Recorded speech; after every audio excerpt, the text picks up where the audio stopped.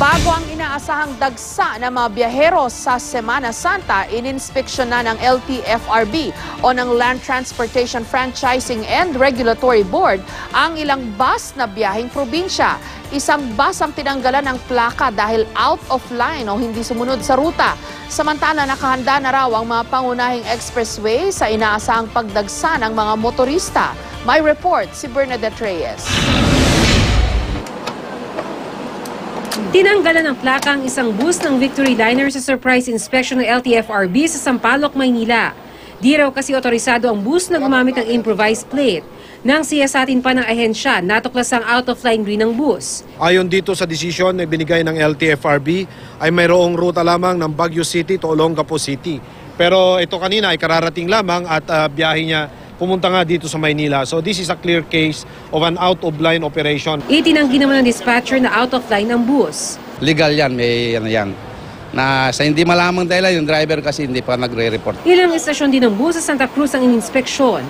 Para makasiguro, pati raw mga bagahe bubusisiin sa inspeksyon at magkakaroon din ng testing sa drivers at mga konduktor. Ang mga pangunahing expressway nakahanda na rin daw sa pagdagsa ng motorista na papuntang probinsya sa Holy Week. Magdadagdag daw sila ng toll lanes at mga traffic management personnel. May libreng first aid at mechanic service din sa ilang piling lugar. At mahigpit na ipapatupad ang maximum speed limit.